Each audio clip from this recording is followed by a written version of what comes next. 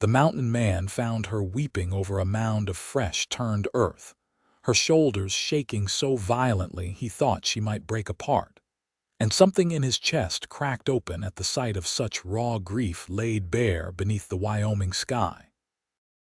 Samuel Winters had been tracking a wounded elk through the foothills near Independence Rock when he'd stumbled upon the small cemetery on the outskirts of Independence, Wyoming Territory, a settlement that had grown up along the emigrant trails in the summer of 1878. He'd meant to pass by quietly, not wanting to intrude on private sorrow, but his feet had stopped of their own accord when he saw her bent double over that grave, her whole body convulsing with sobs that tore through the afternoon silence.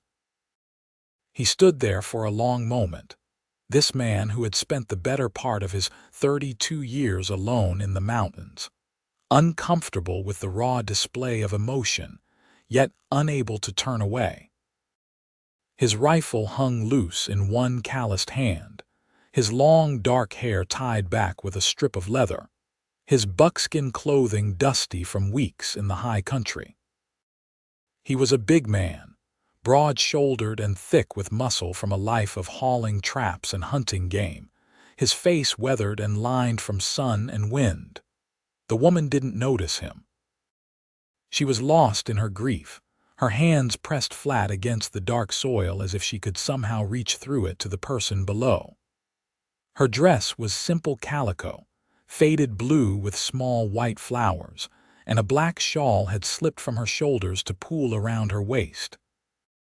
Dark blonde hair escaped from pins that had clearly been hastily arranged, and even from a distance he could see she was young, though grief aged everyone who wore it. Samuel approached slowly, making his footsteps heavy enough that she'd hear him coming if she could hear anything past her own weeping. When he reached the grave, he read the simple wooden marker someone had erected. Margaret Brennan, born 1829, died August 1878, beloved mother. The math was easy enough. The woman had been 49, which meant this girl couldn't be more than her mid-20s at the oldest. Too young to be so alone if the single name on the marker meant what he thought it meant. He sat down on the ground beside the grave, not speaking, just settling his large frame onto the sparse grass with his rifle across his knees. The movement finally penetrated her awareness, and she turned her head sharply, her red-rimmed eyes wide with something between fear and confusion. "I am not here to harm you," Samuel said quietly, his voice rough from disuse. He'd spoken to maybe 3 people in the last 2 months.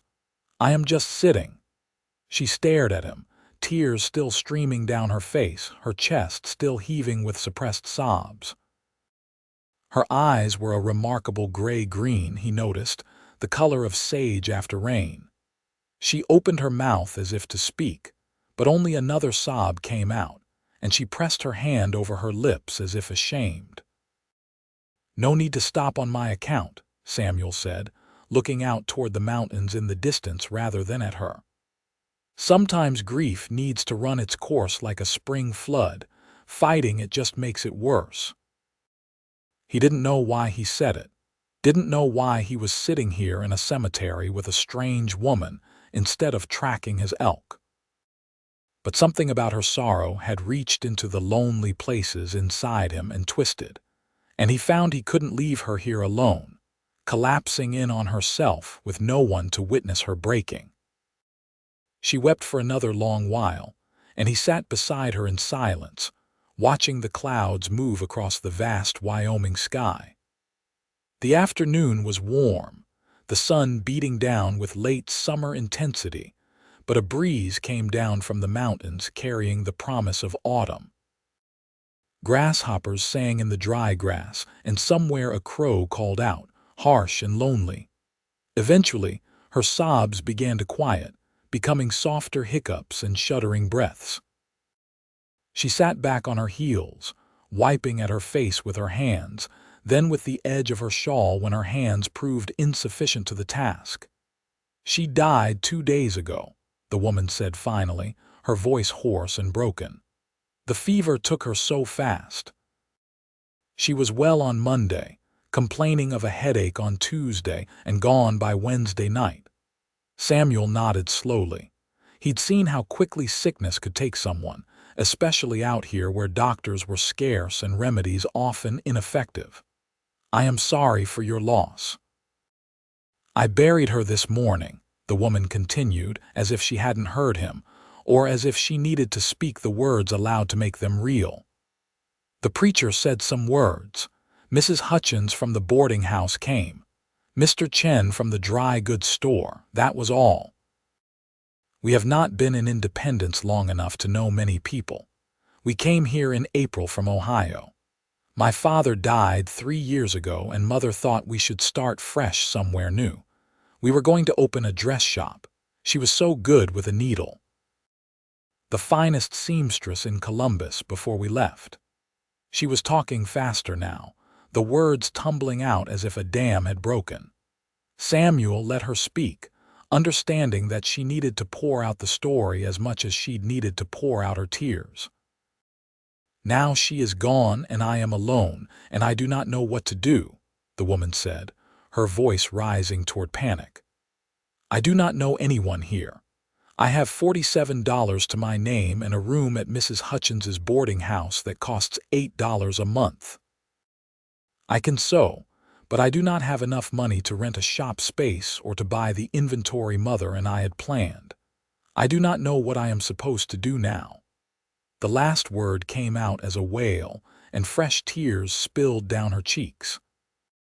She put her face in her hands, and Samuel saw her shoulders begin to shake again. He reached out slowly, telegraphing his movement, and placed one large hand on her shoulder. She flinched slightly at the contact but didn't pull away. His hand nearly engulfed her small shoulder, and he could feel the fragile bones beneath her dress, the way she trembled like a wounded bird. You will breathe, he said quietly. You will stand up when you are ready. You will walk back to town. You will wake up tomorrow. And then you will do it again the next day, and the day after that, until one day you wake up and the grief is not quite so heavy. That is what you will do. She looked up at him, her face streaked with tears and dirt from where she'd touched the grave, and then her face. You make it sound so simple. It is not simple, Samuel acknowledged, but it is possible, I know this. Something in his tone must have conveyed his own experience with loss, because she studied his face more carefully, her grief-clouded eyes sharpening slightly with awareness of him as a person rather than just a presence. Who did you lose? She asked. Samuel was quiet for a long moment. He didn't speak of it, hadn't spoken of it in the 8 years since it happened. But there was something about this woman, about this moment, that loosened his tongue. My wife, he said finally. Winter of 1870. We were snowed in at our cabin in the Bighorns. She was with child and her time came early. Something went wrong. I could not help her. I could not save either of them. The woman's expression shifted, her own pain momentarily forgotten in the face of his. I am so sorry, he shook his head. It was a long time ago, but I know about grief. I know how it feels like you cannot possibly survive it, like the weight will crush you into the ground. But you survived it, she said softly. I did, Samuel agreed, though there were times I was not sure I wanted to. There were times I walked into situations in the mountains that probably should have killed me, and I did not particularly care if they did. But I am still here. Life insists on continuing, whether we are ready for it or not. They sat in silence for a while longer, and gradually the woman's breathing steadied, her tears drying on her cheeks in salty tracks. The sun had moved noticeably across the sky, and the shadows were beginning to lengthen. I should go back to town, she said finally, though she made no move to stand. Mrs. Hutchins will wonder where I am. Can you stand? Samuel asked gently. She looked at him, then at the grave, then back at him. I do not know. Would you like me to help you? She nodded, and he got to his feet in one smooth motion despite his size, then reached down to offer her his hand. She placed her small hand in his large one, and he pulled her up carefully, supporting her when her legs wobbled beneath her. She swayed, and he steadied her with his other hand on her arm, holding her until she found her balance. "Thank you," she whispered, looking up at him. Standing, she barely came to his chest, small and delicate next to his bulk. "I do not even know your name." "Samuel Winters," he said. "Most people call me Sam." "Grace Brennan," she replied. "I am Grace." "Grace," he repeated, and the name seemed to fit her despite her current state of dishevelment and sorrow. There was something graceful about her, even bent with grief. "Should I walk you back to town?" She looked uncertain, her eyes darting between him and the grave. "I should not trouble you further. You have already been more kind than I deserve." "It is no trouble," Samuel said. "And you deserve kindness, Grace. Do not ever think otherwise." Something in her face crumpled at his words, and for a moment he thought she might start weeping again, but she pressed her lips together and swallowed hard, visibly pulling herself together. "Yes," she said quietly. "Yes, I would appreciate the company on the walk back." "If you are certain you do not mind." "I do not mind," Samuel assured her. Grace bent down to retrieve her shawl, folding it carefully despite its dusty state, then turned back to the grave. She stood there for a long moment, her lips moving in what might have been a prayer or might have been a goodbye, and then she turned away with visible effort. Samuel fell into step beside her, shortening his naturally long stride to match her smaller steps. They walked in silence for a while, leaving the small cemetery behind and following the rutted road toward Independence. The town was visible in the distance, a collection of wooden buildings clustered near the Sweetwater River, with Independence Rock rising dramatically beyond it, that massive granite outcrop that had served as a landmark for thousands of immigrants heading west along the Oregon Trail. "Have you lived in these mountains long?" Grace asked after a while, clearly trying to make conversation to distract herself from her thoughts. "Most of my life," Samuel replied. "I came west with my family in 1853 when I was 7 years old. My parents meant to go all the way to Oregon, but my father took sick near Fort Laramie and we stopped there for a season. He recovered, but by then, winter was coming and we decided to wait for spring. My father found work at the fort, and we never did continue west. When I was 18, I went into the mountains to trap, and I have been there most of the time since." "That must be a lonely life," Grace observed. "It can be," Samuel admitted. "But it is also peaceful. The mountains do not ask anything of you except respect. They do not judge or make demands or create complications. Unlike people," Grace said with a hint of wry understanding. "Unlike people," Samuel agreed. They walked on, and gradually Grace began to ask more questions, and Samuel found himself answering them, telling her about his life in the high country. He told her about the cabin he'd built with his own hands, about the seasons in the mountains and how they differed from the seasons in the valleys below, about tracking game and surviving blizzards, and the profound silence that could be found in wilderness places. In turn, Grace told him about her life in Columbus, about her father who had been a clerk in a law office, about her mother's seamstress business that had supported them after he died. She told him about the decision to come west, about the long train journey to Rawlins, and then the wagon ride north to Independence. She talked about the small room she and her mother had shared at Mrs. Hutchins's boarding house, about their plans and dreams for the dress shop they would never open together. By the time they reached the edge of town, Samuel knew more about Grace Brennan than he'd known about anyone in years, and she had drawn more words out of him than he'd spoken in months. There was something easy about talking to her, despite the circumstances of their meeting. something that made the words flow more freely than they usually did. Mrs. Hutchins's boarding house was a two-story structure near the center of town, freshly painted white with green shutters. Grace paused at the front gate, turning to face Samuel. "Thank you," she said, and her eyes were still red but no longer streaming with tears. "Thank you for sitting with me, for helping me stand, for walking me home. You did not have to do any of those things, and I will not forget your kindness." Samuel looked down at her, this small woman with the gray-green eyes and the weight of fresh grief on her shoulders, and felt something stir in his chest that he'd thought long dead. "Will you be all right?" he asked. Grace considered the question seriously. "I do not know," she said honestly. "But I will try. That is all I can promise." "That is enough," Samuel said. "Trying is enough." She smiled at him then, a small, sad smile that didn't quite reach her eyes but was a smile nonetheless. "Will you be staying in town, or will you return to your mountains?" "I have some pelts to trade at the general store," Samuel said, making the decision even as he spoke. "I will likely stay a few days, resupply, perhaps get a hot meal at the restaurant." "Perhaps I will see you again then," Grace said, and there was something almost hopeful in her voice. "Perhaps you will," Samuel replied. She hesitated for a moment, then reached out and touched his arm briefly, a fleeting contact that nevertheless seemed to carry weight.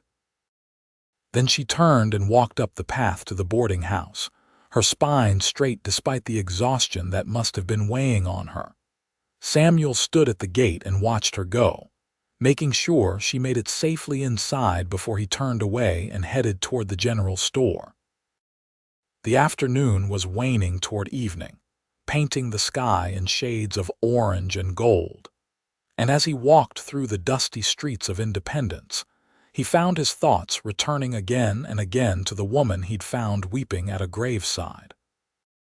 He told her the truth when he said life insisted on continuing. He just hadn't expected to feel the stirring of something new in his own life, something he'd assumed died with his wife and child all those years ago. The general store was run by the Mr. Chen that Grace had mentioned, a middle-aged man who had come from California during the gold rush years and had eventually settled in Wyoming as a merchant. He spoke with a slight accent, but his English was excellent, and he drove a fair bargain. Samuel traded his pelts for cash and credit, then selected supplies for his return to the mountains, working methodically through his mental list. "You want room at hotel?" Mr. Chen asked as Samuel paid for his goods. "Mrs. Morrison has clean rooms, good price." Samuel nodded. "That sounds fine." "Thank you." "You stay in town long?" Mr. Chen asked, making conversation as he wrapped Samuel's purchases. "A few days, perhaps," Samuel replied. Mr. Chen nodded, studying Samuel with shrewd eyes. "You are the mountain man, yes, I have heard of you." "Sam Winters, who lives alone in the Bighorns, who can track anything and who knows the mountains better than anyone." Samuel shrugged, uncomfortable with the characterization. "I know the mountains well enough to survive in them, that is all." "That is more than most," Mr. Chen said. He paused, then added, "You were at cemetery today. Mrs. Hutchins mentioned she saw you walking back to town with Miss Brennan." In a town this small, news traveled fast. Samuel wasn't surprised. "I was. She was at her mother's grave. I sat with her for a while." Mr. Chen's expression softened. "That was kind. Miss Brennan has had difficult time. She is alone now with no family. It is not easy for young woman alone in territory." "No," Samuel agreed quietly. "It is not." "She is good person," Mr. Chen continued, as if Samuel had asked for a character reference. "She and her mother came to my store often. Always polite, always honest. Miss Brennan helped my wife with English lessons, would not accept payment. She has good heart." Samuel nodded, filing this information away. "I should find the hotel," he said, gathering his packages. Mr. Chen gave him directions to Mrs. Morrison's establishment, and Samuel thanked him and headed out into the evening. The hotel was simple but clean, as promised, and Mrs. Morrison was a brisk, efficient woman who showed him to a small room on the second floor and provided him with water for washing. Samuel cleaned up, shedding days of trail dust, then sat on the edge of the narrow bed and stared out the window at the town below. He could see the cemetery from here, a small patch of green at the edge of town, and beyond it, the endless expanse of prairie rolling toward distant mountains. He thought about Grace Brennan, alone in her room at the boarding house, grieving her mother. He thought about how small she'd felt when he'd helped her stand, how fragile, yet how there'd been steel in her spine when she'd straightened and walked back to town. He thought about the way she'd looked at him with those sage green eyes, seeing past the rough exterior to whatever was underneath. And he thought about the fact that he was already planning to stay in town longer than he needed to, just for the possibility of seeing her again. The next morning, Samuel woke early out of habit, though the sun was barely touching the horizon.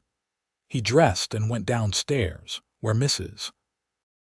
Morrison was already up and preparing breakfast for her guests. She served him eggs and biscuit with gravy, strong coffee, and sliced peaches from her pantry, and he ate methodically, fueling his body out of long practice. "You are the mountain man," Mrs. Morrison observed, refilling his coffee. It was a statement rather than a question. "I am a man who lives in the mountains," Samuel agreed. "Been hearing about you for years," Mrs. Morrison continued, settling into the chair across from him with her own cup of coffee. "Stories about the trapper who can survive blizzards that kill other men, who can track a deer across rock, who knows every hidden valley in the Bighorns. Some folks say you are half ghost, the way you disappear into those mountains for months at a time."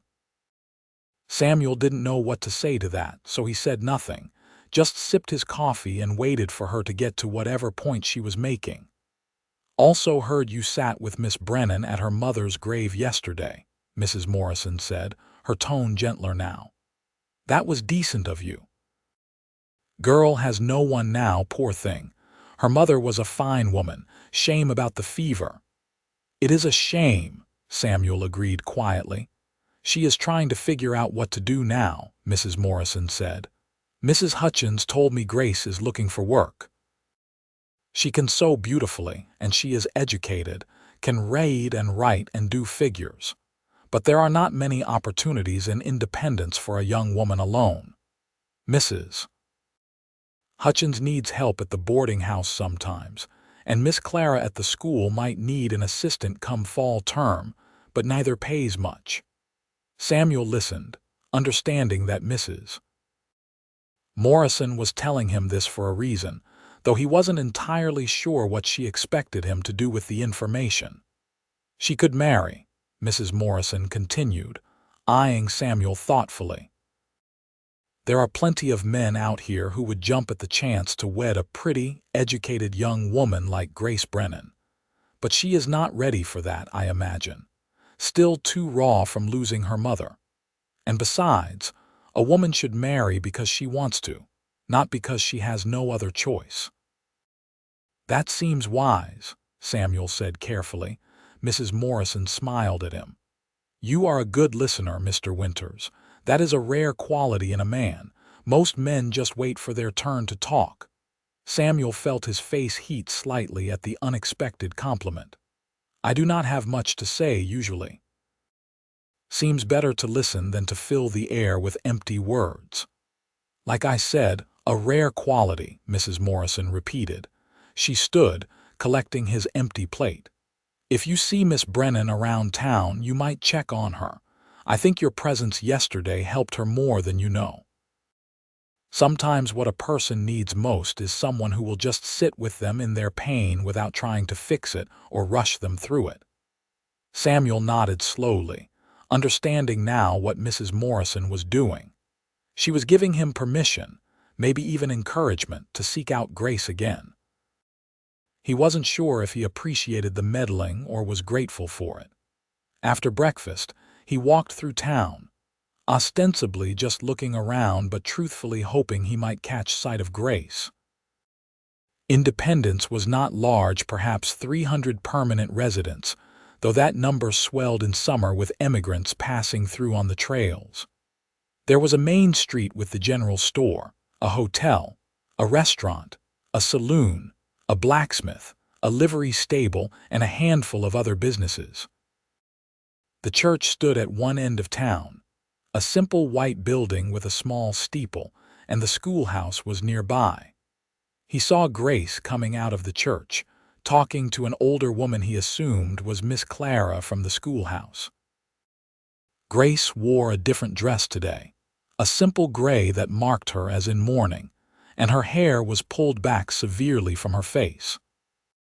She looked pale and tired, shadows under her eyes suggesting she hadn't slept well. But she was upright and moving, putting one foot in front of the other as he'd told her she would. She saw him as she descended the church steps, and her expression brightened just slightly, a hint of relief or maybe just recognition flickering across her face. She said something to the woman beside her, who nodded and patted her arm. Then Grace walked toward Samuel. "Mr. Winters," she said as she approached, "I did not expect to see you still in town."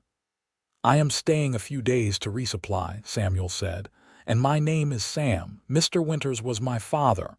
A ghost of a smile touched her lips. "Sam then, and you must call me Grace." "Grace," he agreed. They stood there somewhat awkwardly for a moment, and then Grace said, "Would you walk with me? I was just going back to the boarding house, but I find I am not quite ready to be inside yet. I feel like I have been inside too much these past few days." "I would be glad to walk with you," Samuel said. They set off at an easy pace, not toward the boarding house but instead out of town, following a well-worn path along the Sweetwater River. The morning was fine, the air still cool but warming quickly as the sun climbed higher. Birds called from the cottonwoods along the riverbank, and the water murmured over stones, a peaceful sound.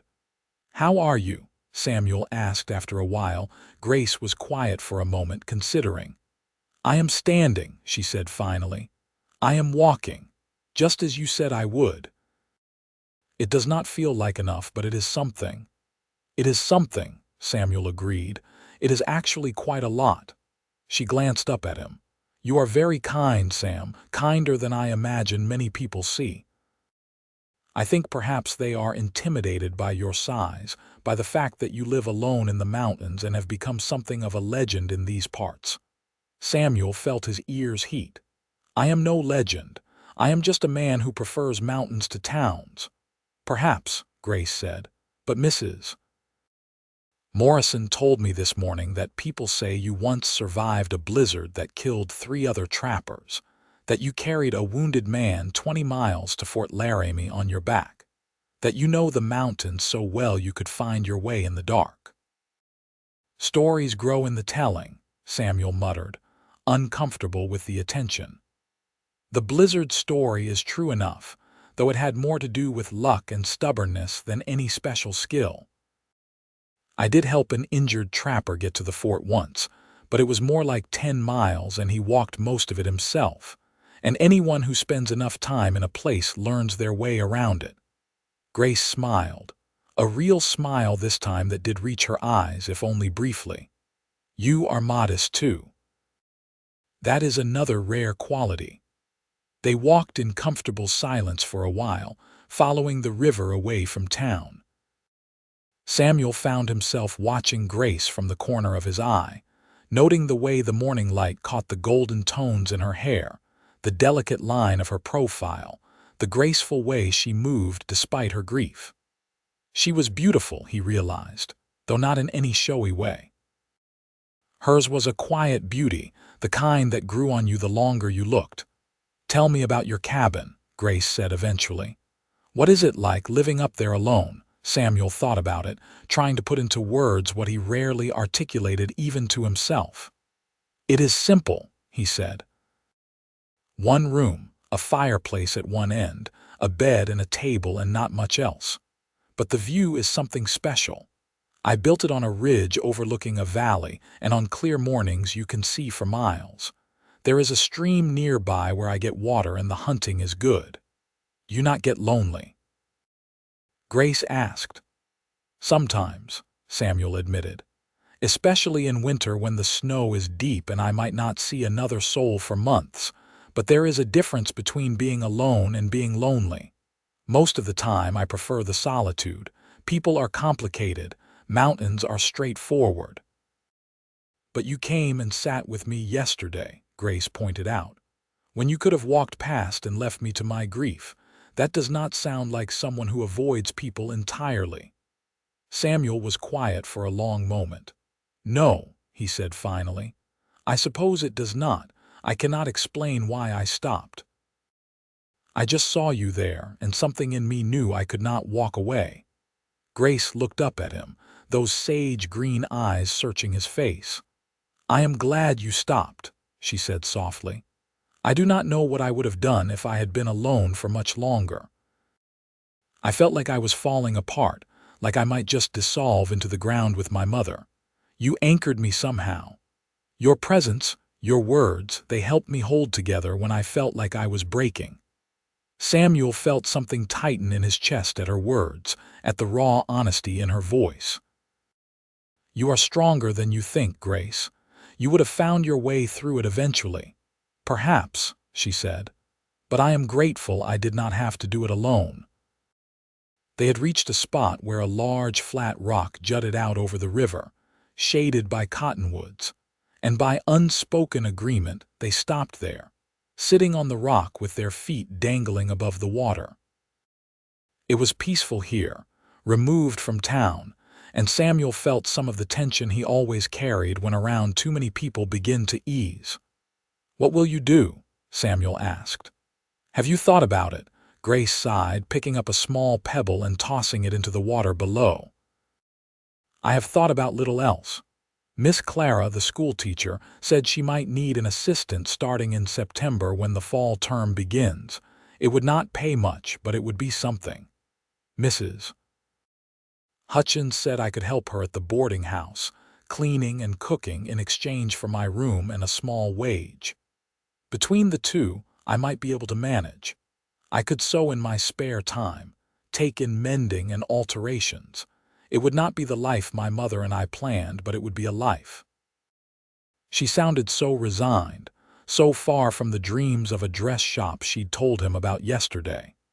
Samuel understood necessity. He'd made plenty of practical choices in his own life, but something about hearing Grace describe this future made him sad. "Is that what you want?" he asked quietly. Grace was silent for a long time, staring out at the water. "I want my mother back," she said finally, her voice thick with emotion. "I want to turn back time to before the fever, to have just one more conversation with her, to tell her I love her one more time. But that is impossible. So I will take what is possible and try to be grateful for it." "That is wise," Samuel said. "But you did not answer my question. Is teaching and cleaning and sewing what you want?" Grace turned to look at him, her eyes shiny with unshed tears. "What I want does not matter much, does it? I have to survive. That is the reality of being a woman alone in the Wyoming Territory in 1878. I have limited choices and I must be practical." "You are right," Samuel acknowledged, "but within the bounds of what is practical, there are still choices. Still possibilities for finding something that brings you more than just survival." "You sound like you speak from experience," Grace observed. Samuel nodded slowly. "When my wife died, I nearly gave up. I did not see the point in continuing, in building a life that would just be empty without her. For a long time, I just existed. I went through the motions of surviving, but I was not living. Then one day I was up in the mountains, higher than I usually went, and I came across this valley. It was spring, and the whole valley was filled with wildflowers, more colors than I knew existed. And I stood there watching the sun rise over those flowers, and I felt something shift inside me. I realized I could either spend the rest of my life mourning what I had lost, or I could find new things to value, new reasons to keep going. I chose the valley. I chose to build my cabin there, to make something new even if it was not what I had originally planned. And it has not been a bad life. Grace wiped at her eyes with the back of her hand. That is a beautiful story, Sam, but I do not know what my valley full of wildflowers is supposed to be. That is all right, Samuel said. You do not have to know yet, you just have to keep looking until you find it. They sat together for a while longer, talking about smaller things, easier things. Grace told him about books she had read, about her favorite places in Columbus, about the journey west. Samuel told her about different seasons in the mountains, about the animals he encountered, about the vast silence that could be both terrifying and beautiful. Eventually, they walked back to town together, and Samuel left her at the boarding house with a promise to check on her again before he left Independence. As he walked away, he realized he was already looking forward to seeing her again, and that realization brought with it a complicated tangle of emotions he wasn't quite sure what to do with. Over the next several days, Samuel found reasons to stay in town. He helped the blacksmith with some repairs, traded stories with some trappers passing through, and volunteered to help the sheriff track down some stolen horses, a job that took 2 days but ended successfully. And each day, he found time to seek out Grace. Sometimes they walked by the river. Sometimes they sat in the small park near the church. Once they had lunch at the restaurant, drawing curious looks from the other patrons, though Samuel did his best to ignore them. They talked for hours about everything and nothing, and Samuel found himself opening up in ways he hadn't in years. Grace, too, seemed to relax around him. The sharp edge of her grief was still there, but it was no longer all-consuming. She smiled more easily, laughed occasionally at something he said, and began to talk about the future with something other than resignation. Miss Clara confirmed today that she will hire me as her assistant, Grace told him one afternoon as they walked. They had been doing this for almost a week now, these daily meetings, and Samuel had stopped pretending he had other reasons for remaining in town. I will start in September. She is going to pay me $15 a month. That is good news, Samuel said, and meant it, even as part of him felt a strange pang at the confirmation that Grace was settling into a life here in Independence.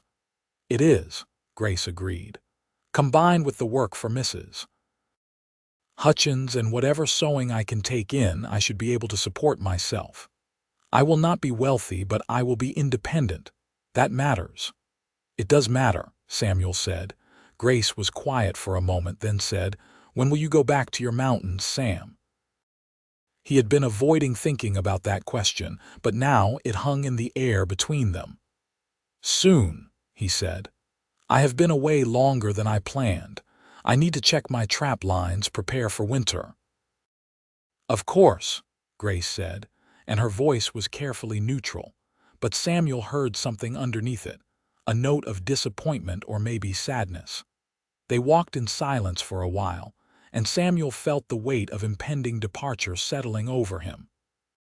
He would go back to his cabin, back to his solitary life, and Grace would stay here and build her new life in Independence. Their paths had crossed briefly, intensely, but now they would diverge again. That was how things worked. People came into your life and then left. He knew that. He had lived that truth more times than he could count, except this time, the thought of leaving made something ache in his chest in a way it hadn't since losing his wife. "Grace," he said, stopping on the path, turning to face her. "I need to tell you something." She looked up at him, and in the afternoon light her eyes were more green than gray, bright and clear and unsuspecting. "I did not intend for this to happen," Samuel continued, feeling clumsy with the words but needing to say them anyway. "When I sat down beside you at that grave, I was just trying to offer comfort to someone in pain. But over these past days, getting to know you, I have found myself feeling things I did not think I would feel again. You have become important to me, Grace, more important than I can easily explain." Her eyes widened and a flush rose in her cheeks. "Sam, I do not know what to say." "You do not have to say anything," Samuel said quickly. "I am not asking anything of you. I know you are grieving your mother. I know you are trying to figure out your life here. I just wanted you to know that meeting you has meant something to me. That sitting with you in your pain and then walking with you through these days has reminded me what it feels like to connect with another person. You have given me a gift, Grace, whether you meant to or not." Grace stared at him for a long moment, her expression unreadable, and Samuel braced himself for polite rejection, for her to thank him kindly for his friendship and send him on his way. Instead, she reached out and took his hand, her small fingers wrapping around his much larger ones. "Sam Winters," she said softly, "you sat with me at the worst moment of my life and helped me stand when I did not think I could. You have spent these days listening to me, talking with me, making me feel less alone. You have been kind and patient and honest. And somewhere in all of that, you have become important to me too." Samuel felt his heart skip in his chest. "Grace, I am not ready for anything," she continued, holding his hand tightly. "I am still grieving. I am still figuring out how to be in this world without my mother. I do not know what I can offer anyone right now." "I am not asking you to offer anything," Samuel said. "I just needed you to know how I feel." "But you are leaving," Grace said, and now there was definite sadness in her voice.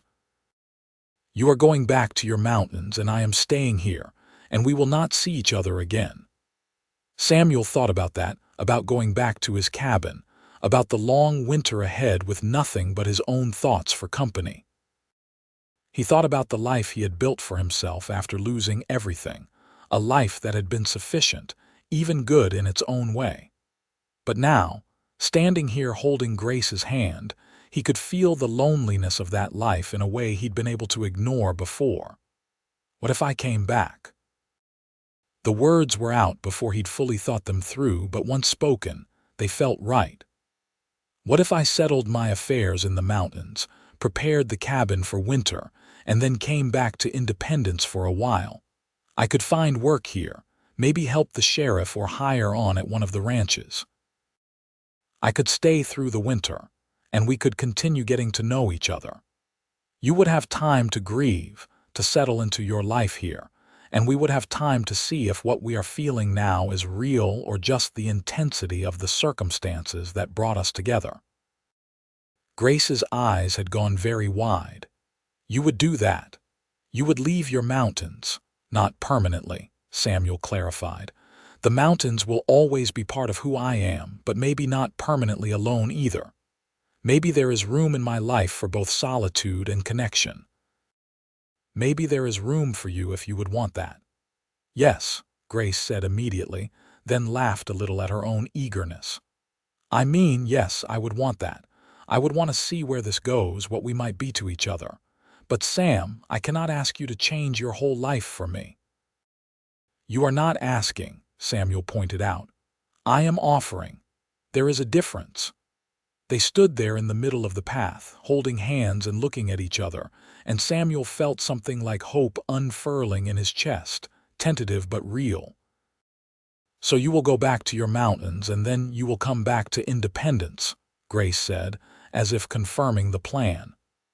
"I will go back, prepare for winter, check on everything that needs checking," Samuel agreed. "It will take me perhaps 3 weeks, maybe a month. And then I will come back, and I will stay through the winter at least, and we will see what happens." "I will be here," Grace said, smiling properly for the first time since he'd met her. a smile that transformed her whole face, chasing away some of the sorrow and revealing the beautiful, vibrant woman beneath the grief. "I will be teaching and sewing and living my life, and I will be waiting for you to come back. Then, that is what we will do," Samuel said. They walked back to town hand in hand, and when Samuel left her at the boarding house steps, he pulled her into a careful embrace, mindful of propriety but needing the contact nonetheless. She fit against him perfectly, her head tucked under his chin, her arms wrapped around his waist as far as they would go given his size. He could feel her heart beating against his chest, quick and strong, a reminder that she was alive, that they were both alive and choosing to reach for something new. "Safe travels, Sam," Grace murmured against his shirt. "Come back to me." "I will," Samuel promised. "I will come back." The next morning, he loaded his supplies onto the horse he had borrowed from the livery, settled his affairs in town, and rode out of Independence as the sun rose over the distant peaks. He turned back once at the edge of town and saw a small figure standing in front of the boarding house, a hand raised in farewell. He raised his own hand in response, and then he turned his horse north toward the mountains and rode away, already counting the days until he could return. The journey back to his cabin took 4 days of steady riding through increasingly rugged terrain. Samuel knew every mile of it, had traveled this route countless times over the years, but this time it felt different. This time, he wasn't retreating to the mountains for solitude and escape. He was taking care of business so he could go back to something, to someone. His cabin was exactly as he'd left it, weathered logs and a stone chimney, nestled on a ridge with a view that stretched for miles. He stood in the doorway and looked around at the space that had been his refuge for years, and for the first time in a long time, it felt empty rather than peaceful. He spent the next 3 weeks working from dawn to dusk. He checked and reset his trap lines. He hunted and smoked meat to store for winter. He chopped an enormous supply of firewood and stacked it neatly under the eaves. He repaired the roof where some shingles had come loose, chinked gaps in the walls, and made sure everything was secure and weathertight. He also spent time thinking about what he wanted, what he was ready for. He had told Grace the truth when he said meeting her had stirred something in him he'd thought dead. But he needed to be honest with himself about what he was willing to offer, what he was capable of. He was a man of the mountains. That was how he'd defined himself for 8 years, ever since losing his wife and child. He had built a life around solitude, around avoiding the pain that came from caring too much, from being vulnerable to loss. Meeting Grace had cracked that protective shell, had reminded him that living also meant risking pain, but that the risk might be worth it. Could he open himself up to that again? Could he let someone in, knowing that he might lose them? Could he be what Grace needed, when he was so out of practice at being close to another person? He didn't have all the answers, but he knew he wanted to try. Grace had been brave enough to keep standing after devastating loss, brave enough to rebuild her life from nothing. The least he could do was be brave enough to take a chance on something new. One evening, as he sat outside his cabin watching the sunset paint the peaks in shades of orange and purple, he made his decision. He would go back to Independence. He would stay the winter, would court Grace properly if she would let him, would see if what they had started was strong enough to build something lasting. And if it was, if they decided they wanted a future together, he would figure out how to balance his need for the mountains with his growing need for her. With his mind made up, Samuel worked even harder to finish his preparations. He arranged with a neighboring trapper to check on his cabin during the winter, to make sure nothing was disturbed. He packed carefully, taking what he would need for an extended stay in town. And on a clear morning in late September, exactly 23 days after he'd left Independence, he locked his cabin, mounted his horse, and began the journey back. This time, the ride felt different. There was anticipation in it, eagerness. He pushed harder than he normally would, making the return journey in 3 days instead of 4, camping under the stars and rising before dawn to hit the trail early. He rode into Independence on a golden afternoon, dust from the trail covering his clothes, his heart beating harder than the ride warranted. He went first to the livery to stable his horse, then to Mrs. Morrison's hotel to secure a room. The proprietor greeted him with a knowing smile. "Back sooner than I expected," she observed, "though perhaps not sooner than certain other people hoped." Samuel felt his face heat. "Is Miss Brennan well?" "She is well," Mrs. Morrison confirmed. "She started teaching at the school last week. I believe she gets done for the day around 3 o'clock. Samuel glanced at the clock on the wall. It was 2:30. "Thank you," he said, and headed for his room to wash off the trail dust and make himself presentable. At 3 o'clock exactly, he was standing outside the schoolhouse, trying not to feel foolish and failing. The door opened and children poured out, laughing and shouting, scattering toward their homes. Grace appeared in the doorway a moment later, talking to Miss Clara, and she hadn't seen him yet. She looked good. The dark shadows under her eyes had faded somewhat, though the black morning dress was still a stark reminder of her loss. Her hair was pinned up neatly, and she held a book against her chest. She was smiling at something Miss Clara said, and Samuel's heart squeezed at the sight. Then Grace glanced toward the street and saw him, and her whole face lit up in a way that made the 3-day hard ride completely worth it. She said something quick to Miss Clara, who glanced at Samuel and smiled knowingly, and then Grace was walking toward him, not quite running but close. "Sam," she said as she reached him, breathless and beaming, "you came back. You really came back." "I said I would," Samuel replied, unable to keep from smiling back at her. "Did you doubt me?" "No," Grace said, "or maybe a little. Or maybe I just feared that something would prevent you from returning, but you are here. You are really here." "I am here," Samuel confirmed, "and I plan to stay through the winter if that is still agreeable to you." "It is more than agreeable," Grace said fervently.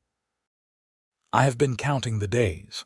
I was beginning to worry that 3 weeks had somehow turned into 3 months in my impatience." They stood there grinning at each other like fools, and Samuel was aware of people watching them, of the spectacle they were making, but he found he didn't care. Let them watch, let them talk. He had spent enough years hiding from connection to value it when he found it. "Would you walk with me?" Grace asked. "I have missed our walks." "I would like nothing better," Samuel said, and it was true. They fell into their old pattern easily, walking out of town toward the river, talking as they went. Grace told him about the past 3 weeks, about starting her job at the school, about the children she was teaching and how much she enjoyed it despite the challenges. She told him about taking in sewing work, about the routines she was building, about slowly learning to live with her grief rather than being consumed by it. Samuel told her about preparing the cabin, about the mountains at this time of year, about the decision-making process that had led him back to Independence. He told her, haltingly at first but with growing confidence, about how much he had thought about her during those 3 weeks, how his cabin had felt empty in a way it never had before. "I am glad I was not the only one counting days," Grace said softly, and she slipped her hand into his as they walked, over the following weeks and months. Samuel settled into life in Independence in a way he never had before. He found work with a rancher outside of town, helping with repairs and preparations for winter, and the rancher was happy to have someone with Samuel's skills and strength. The pay was decent, enough to cover his room at the hotel, and his meals with some left over. More importantly, he spent time with Grace. They walked together most evenings after she finished at the school. On Sundays, they attended church together, which was new for Samuel but which he found he didn't mind. Sometimes they sat together in the boarding house parlor, where Grace would sew while Samuel read or carved small figures from wood, a hobby he'd taken up years ago but rarely had time for. They talked about everything. Grace told him about her childhood, about her parents, about dreams she'd had before her mother's death and new dreams she was beginning to form. Samuel told her more about his wife, about the guilt he'd carried over not being able to save her, about the years of isolation that had followed. It was painful to speak of, but Grace listened without judgment, without trying to fix or dismiss his feelings, and somehow that made it easier. As autumn deepened toward winter, their relationship deepened too. There were moments of held hands and lingering glances, of standing just a little too close, of awareness crackling between them. Samuel was hyper-aware of Grace in a way that was both exhilarating and terrifying. He noticed everything about her: the way she tucked a loose strand of hair behind her ear when she was concentrating, the way her eyes crinkled when she laughed, the way she hummed softly to herself when she sewed. And he could see that she noticed him too. She touched his arm when she talked to him, leaned into his side when they sat together, looked at him with something warm and wondering in her eyes. The first snow came in November, dusting the landscape in white and signaling the true start of winter. Samuel stood with Grace on the church steps after service one Sunday, watching the snowflakes fall.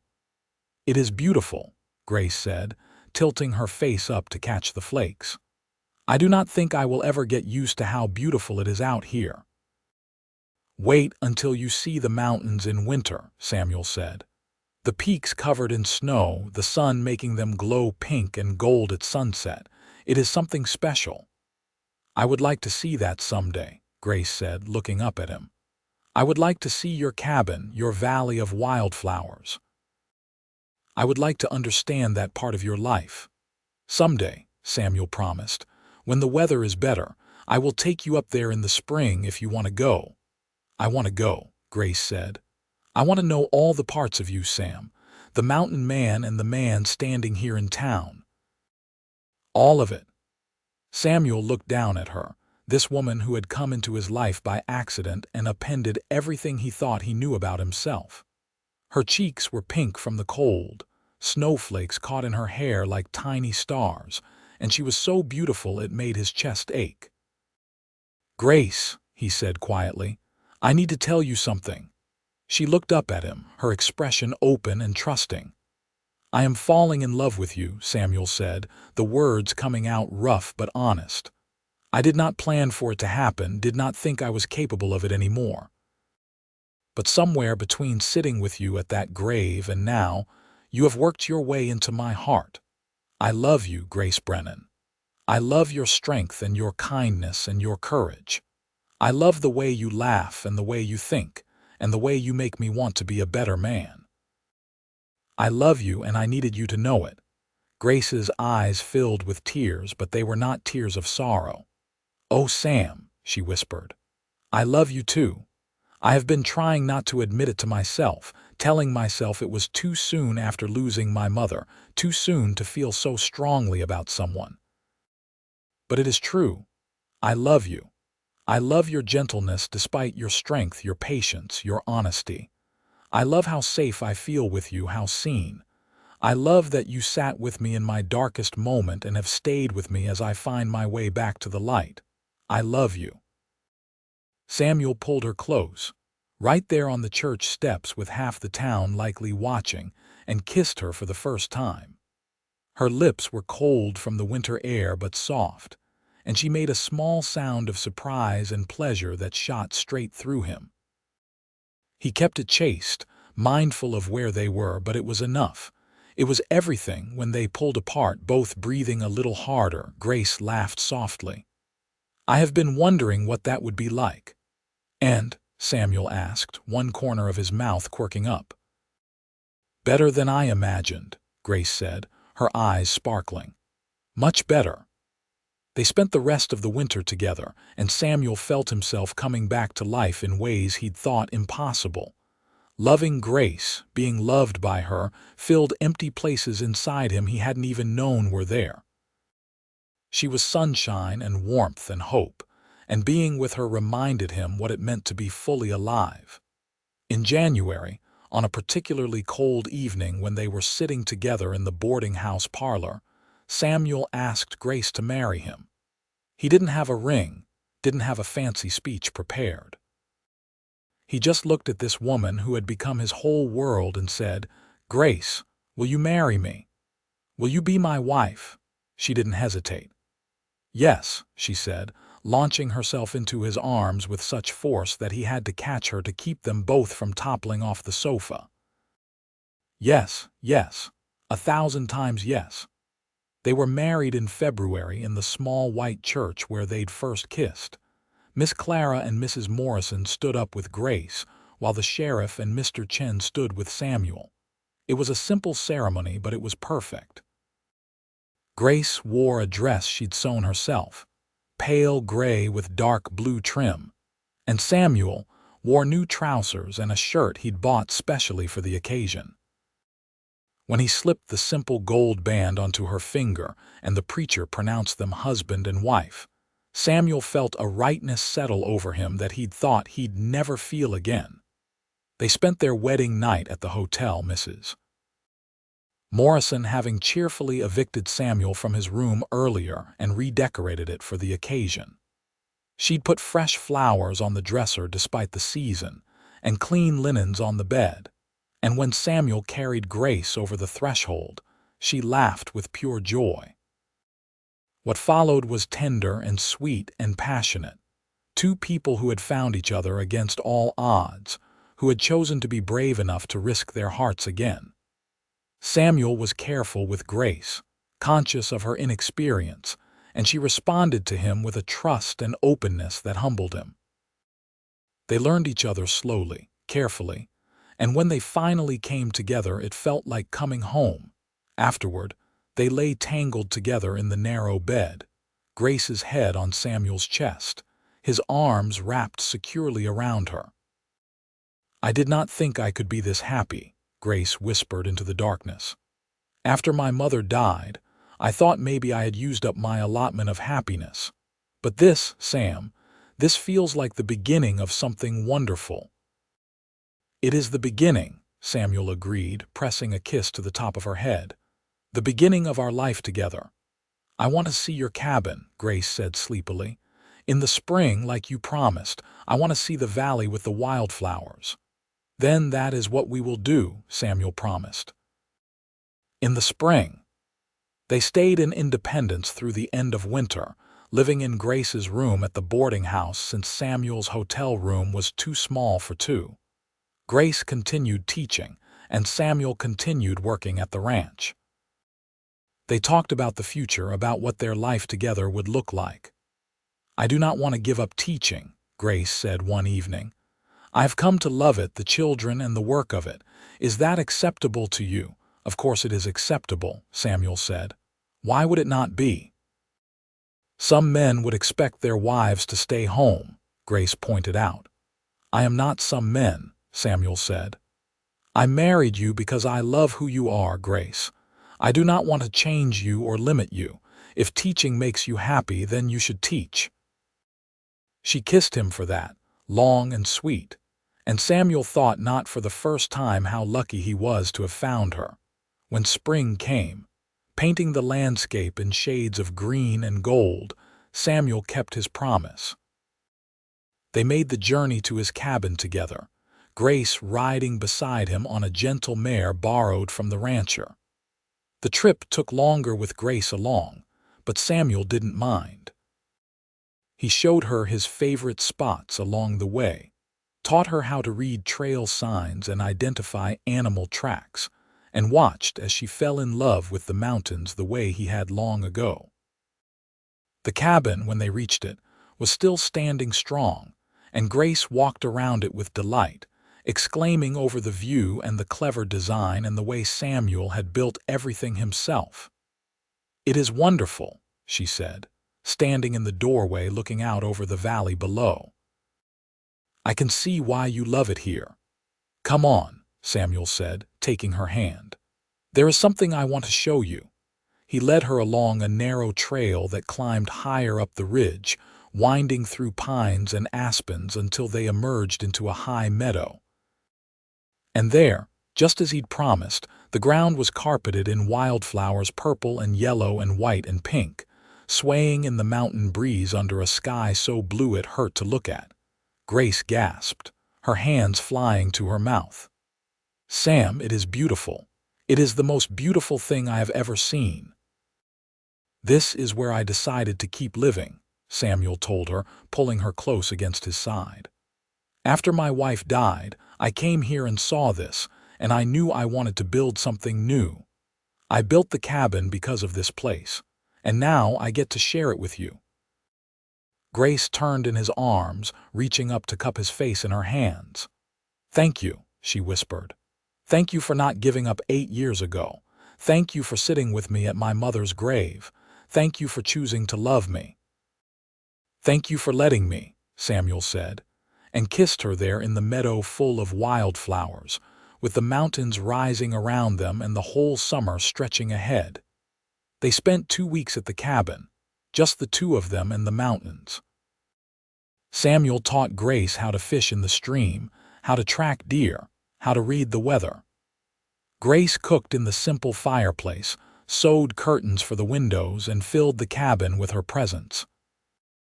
They made love under the stars, talked for hours about everything and nothing, and Samuel felt more content than he had in his entire life. "We could stay," Grace said one evening as they sat outside watching the sunset. "We could make this our home. I know you love the mountains, Sam. I would not ask you to give them up for me." Samuel was quiet for a long moment, turning the idea over in his mind. A year ago, even 6 months ago, he might have jumped at the offer. The mountains had been his refuge, his sanctuary. But now, looking at Grace, he realized that home was not a place anymore. It was her. "I do love the mountains," he said slowly. "And I want to spend time here, want to bring you back every summer if you will come, but my life is not just the mountains anymore.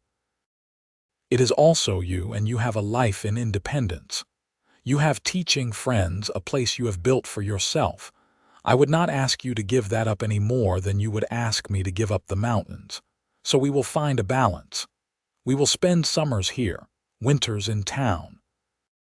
We will make both places our home." Grace's eyes were shiny with tears. "You would do that for me." "I would do anything for you," Samuel said simply. "I love you, Grace. Where you are is where I want to be." She kissed him then, fierce and sweet. And Samuel held her close and thought about how strange and wonderful life was, how it could take everything from you and then, when you least expected it, give you something new and precious to hold. They returned to Independence in early June, already planning their next trip to the cabin. Grace resumed her teaching for the last few weeks of the school term, and Samuel went back to work at the ranch. Life settled into a comfortable rhythm, and the months passed in a blur of contentment. In August, exactly 1 year after Samuel had found Grace weeping at her mother's grave, they stood together in the cemetery, laying flowers on the marker. Grace still grieved her mother, probably always would, but the sharp edge of it had softened into something more bearable. "Thank you for stopping that day," Grace said, lacing her fingers through Samuel's. "Thank you for sitting with me, for helping me stand. I do not know what would have become of me if you had not been there." "You would have survived," Samuel said. "You are stronger than you know." "But I am glad I was there. I am glad our paths crossed." "So am I," Grace said softly.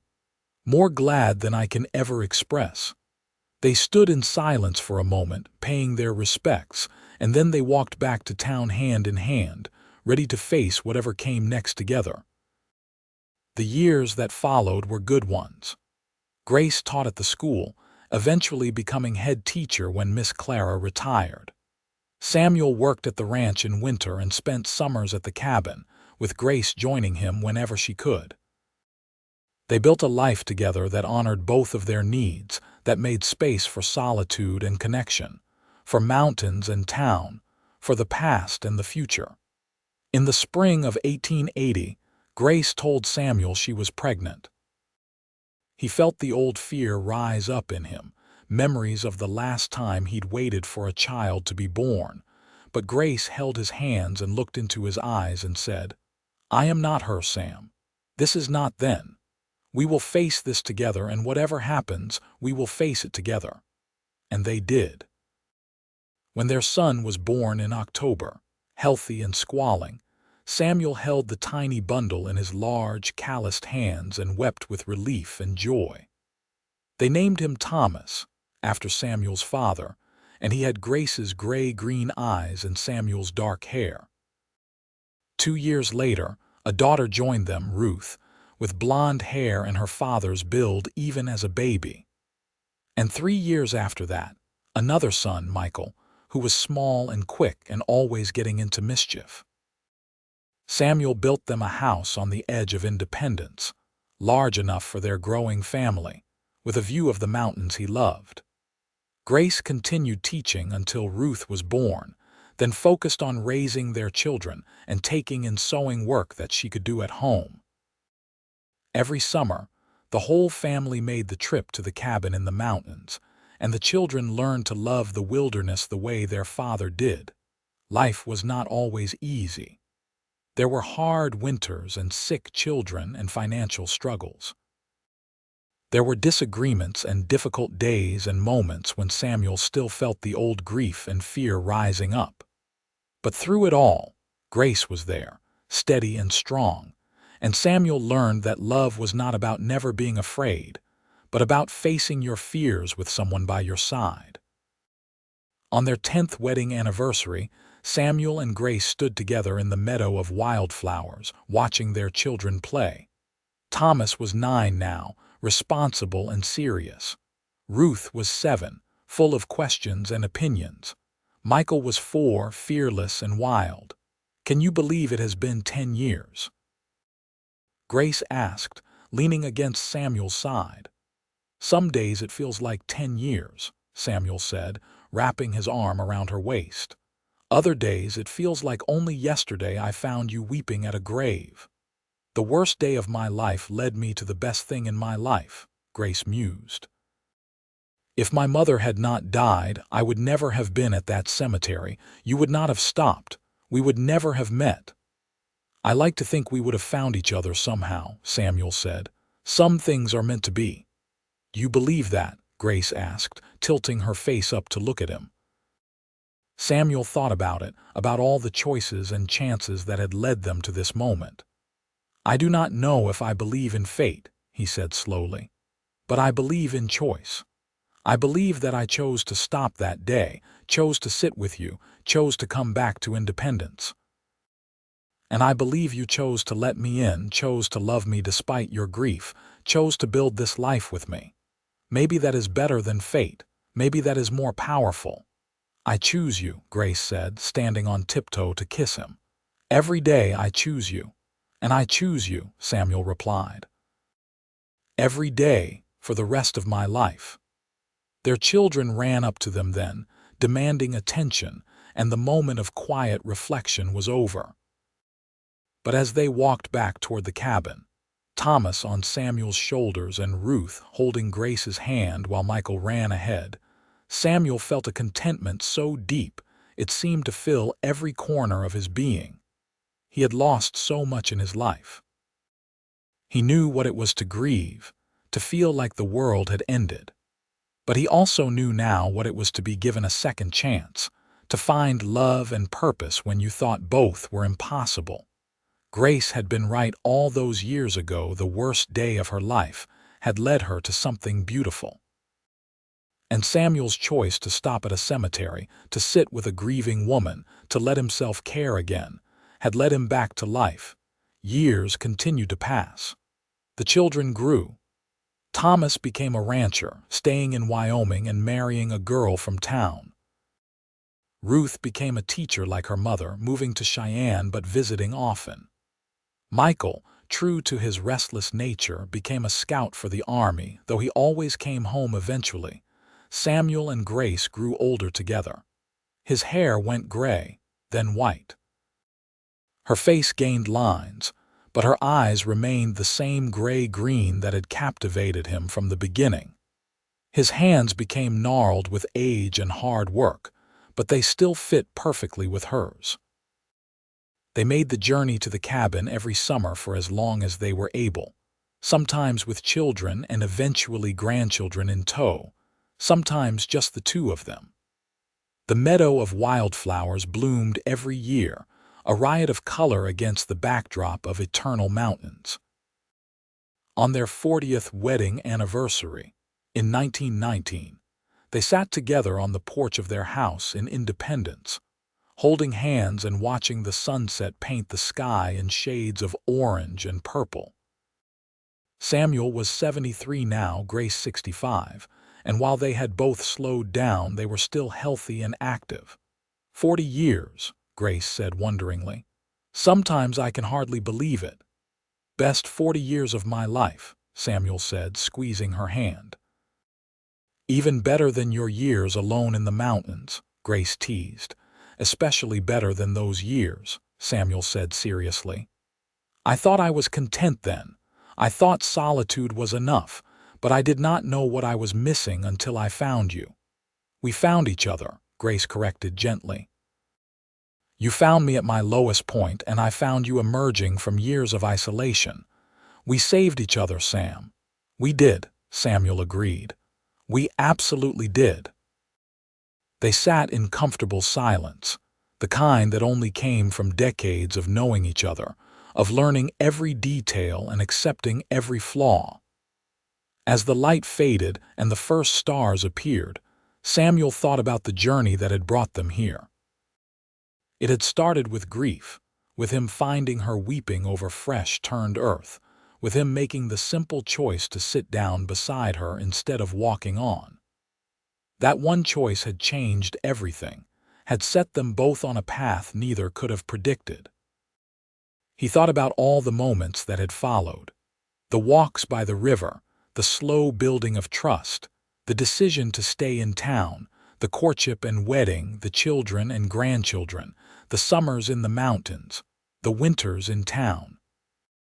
Every moment had been a choice, a small act of courage, a decision to keep choosing each other and choosing love even when it would have been easier to close off, to protect their hearts, to stay in the familiar patterns of grief and loneliness.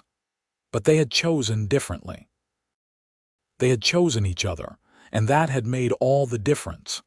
What are you thinking about? Grace asked, reading the contemplative expression on his face. About choices, Samuel said. About how one small choice can change everything.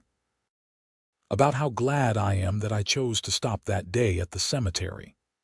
I am glad you stopped too, Grace said, leaning her head on his shoulder. I am glad every day. They sat together as the stars came out one by one, filling the Wyoming sky with light. And Samuel Winters, mountain man turned husband and father and grandfather, held the hand of the woman he had found weeping at a grave 41 years ago. The woman he had helped stand when she thought she could not. The woman who had become his whole world.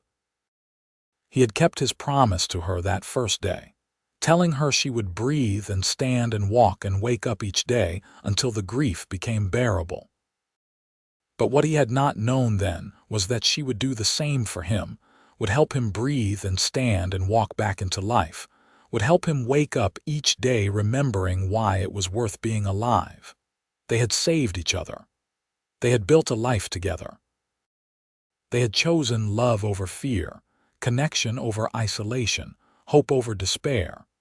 And sitting there on their porch as the stars wheeled overhead, Samuel knew with absolute certainty that he would make the same choice again, every single time.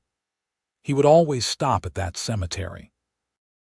He would always sit down beside her. He would always reach out his hand to help her stand. Because Grace was right, some things were meant to be. Or maybe, more accurately, some things were meant to be chosen, again and again and again, until choosing became as natural as breathing. "I love you, Grace Winters," Samuel said into the twilight. "I love you too, Sam," Grace replied, "forever and always." And that was enough. That was everything. They lived out the rest of their years in independence, surrounded by children and grandchildren and eventually great-grandchildren. Samuel passed away peacefully in his sleep at the age of 81, with Grace holding his hand. She followed him less than a year later, unable to imagine a life without him by her side. They were buried together in the cemetery where they had first met, their gravestones side by side, just a few feet from where Grace's mother lay. And on summer afternoons, when the light fell just right, you could see the mountains in the distance, the peaks that Samuel had loved and that Grace had learned to love, rising eternal and unchanging against the Wyoming sky. Their children told the story for years afterward, how their father had found their mother weeping at a grave, how he had sat beside her until she could stand again, how that simple act of kindness had blossomed into a love that lasted 48 years. It became a family legend, a reminder that sometimes the worst moments in life can lead to the best, that sometimes choosing to stop and stay and care can change everything.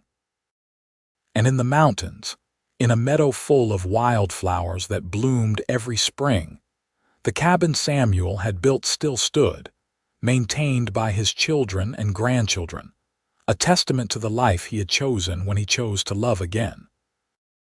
The story of Samuel Winters and Grace Brennan became part of Independence's history, told and retold until it took on the quality of legend.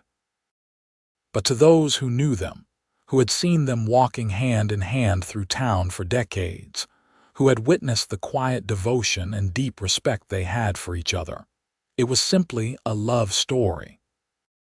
A mountain man had found a woman weeping over her mother's grave, fresh, turned earth marking the end of one life, and though neither knew it then, the beginning of another. He had sat beside her until she could stand again. And then he had stayed, and she had stayed, and together they had built something beautiful from the ashes of their separate griefs. It was a story about loss and love, about choosing courage over fear, about the healing power of another person's presence in our darkest moments. It was a story about second chances and new beginnings, about building a life together one choice at a time. But mostly, it was a story about two people who found each other when they needed it most, and who chose each other every day thereafter, creating a love that would outlast their lifetimes and become a beacon of hope for generations to come. And that, in the end, was enough. That was everything.